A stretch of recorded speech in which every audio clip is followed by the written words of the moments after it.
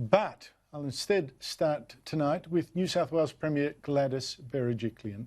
Unbelievable revelations and secret tapes at a corruption hearing that could, and I think should, force her to resign as well. It was a humiliating day for her. The kindest interpretation to take out of what happened today is that the Premier is a lonely and gullible woman who didn't notice that a secret lover, a politician, was manipulating her to try to make dodgy land deals on the side. Now, that lover, as voters learned for the first time today, was until recently the disgraced former Liberal MP Daryl Maguire, who was forced to resign from Parliament 2 years ago after admitting at another corruption hearing he sought money to help broker a deal with a Chinese property developer. Now, Maguire was disgraced, yet Berejiklian continued her 5-year affair with him until just over a month ago. She only broke up with the man after she was played secret tapes at a secret hearing of the Independent Commission Against Corruption of some of their private calls. And today, all that came out in the open when ICAC publicly grilled the Premier, and the news of a relationship came as a shock to many MPs. Ms Berejiklian, have you ever been in a close personal relationship with Mr Maguire? Yeah, I would like to say at the outset that Mr Maguire was a colleague of 15 years and that developed into a close personal relationship. Is it right to say that you were in a close personal relationship with Mr Maguire from at least about the time of the 2015 election? Or slightly after, thereabouts. The relationship with Mr Maguire, was that something that was generally known? No. Within members of Parliament or the Ministry? No, it was not. It was something that you and Mr Maguire sought to keep private? Well, it was, yes. Now, only then, last August, did Berejiklian decide to finally end the relationship, knowing what ICAC knew. When then was the last contact that you had with Mr Maguire? Well, after I was in this place at that time in August. I take it from what you've said, it was you who decided to end the relationship? I would say contact, yes. Yes. You decided to end contact and therefore ending the relationship, is that right? Contact, yes. But it was all too late to save the Premier from the humiliation today of having tapes between her and the man she called her numero uno played in court. Now, some background before I play some of them. This bloke, Maguire, had broken up with his wife, expensive divorce, and in conversation after conversation with Berejiklian, when she was Premier and he was one of her MPs and her lover, Maguire said how badly he needed to make some money now. And Berejiklian admitted that she understood back in 2014 that if he did get this money, if he could pull off some business deal, he could retire from Parliament and give her what she said she wanted, a relationship with him that she didn't have to keep secret anymore. Do you agree that it was at least your preference or your desire, as at the 1st of August 2017, that Mr Maguire would retire from Parliament and thereafter you would have a publicly known relationship with him? That was absolutely a potential path that I saw. And Mr Robertson, I dare say, I cannot account for his position on the matter. And given what I know now, I can't account for his truthfulness. Yeah, she made that clear a couple of times, just wondering if she was being played all along.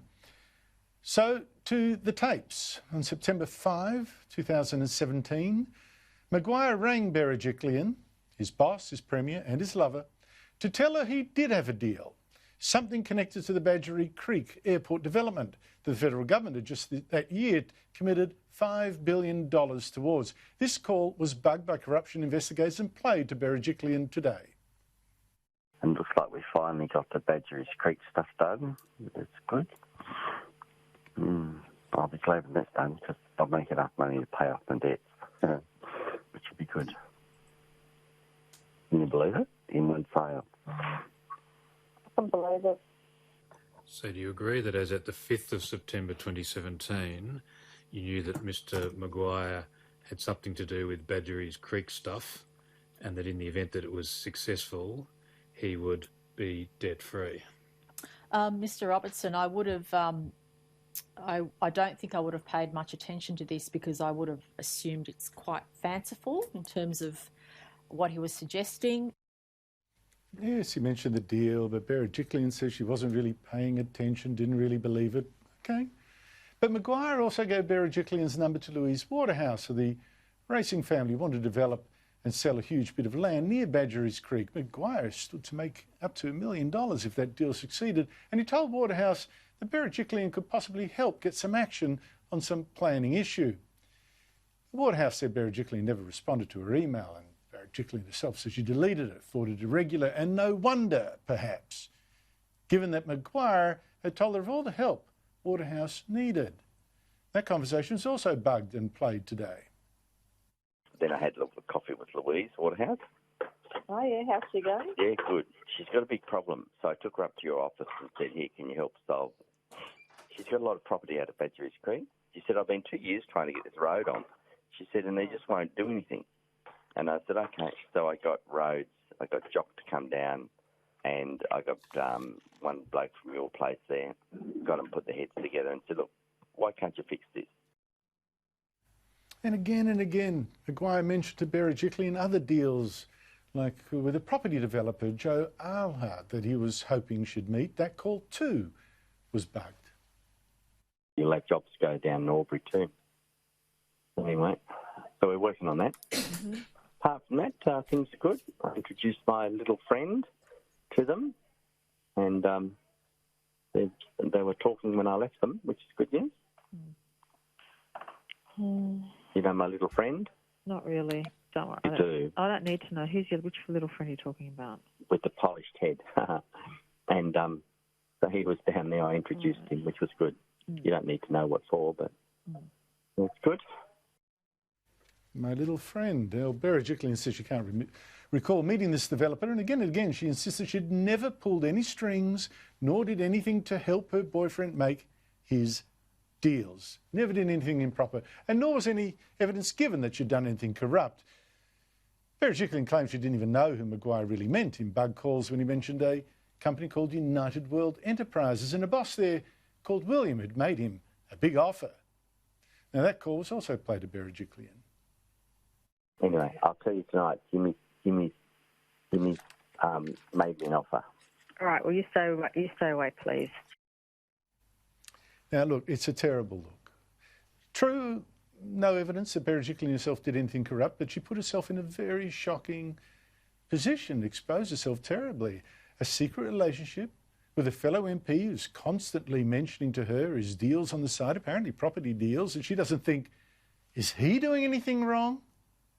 Is he using me? And then when this guy is forced to resign 2 years ago for using his office as MP to try to make some money peddling his influence, she still sticks with him, secretly? Now, if that's not improper, it's certainly unwise. And look, her defenders today may be right. She's a lovely woman with, and they didn't have to add, a shocking taste in men. A heart of gold, and she's my friend, and I'm proud of that. And I'm proud of the Premier that she is, and will continue to be. And that's what matters.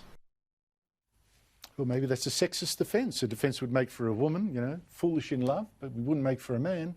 Anyway, Berejiklian this afternoon made clear that she's not quitting, and no colleague has yet publicly said she should. But how bad does her judgment look now?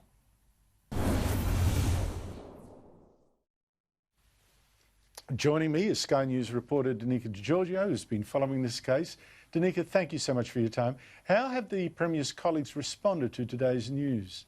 Well, Andrew, the Liberal Party's centre-right faction, they held a teleconference this afternoon backing Gladys Berejiklian's leadership. Several senior MPs, as you said, have come out publicly, including in that press conference you would have seen that the Treasurer Dominic Perrottet and the Health Minister Brad Hazzard both came out publicly saying that she is a woman of integrity and honesty.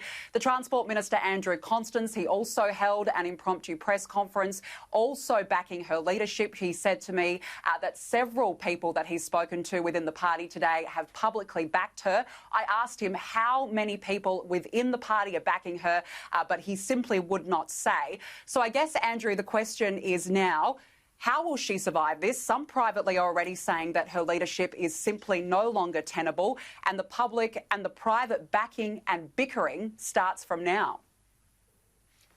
Hands down, this has been one of the most difficult days of my life. I'm an extremely private person, and without question, I stuffed up in my personal life. The integrity of the role I have, the office that I hold, is the greatest privilege of my life. And whilst I have made this mistake in my personal life, I intend to serve the people of New South Wales to the best of my ability. Had I known then what I know now, clearly I would not have made those personal decisions that I did. I trusted someone that I'd known for a long time, and I feel really, really let down.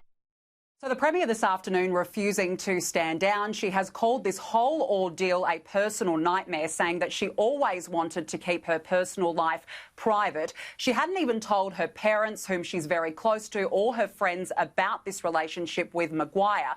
Now, the inquiry was told today that they had a secret relationship for 5 years after a friendship that spanned over 15. However, she said that the relationship was simply not sufficient enough to tell anybody, and that she had put her trust in Daryl Maguire, but he misplaced that trust.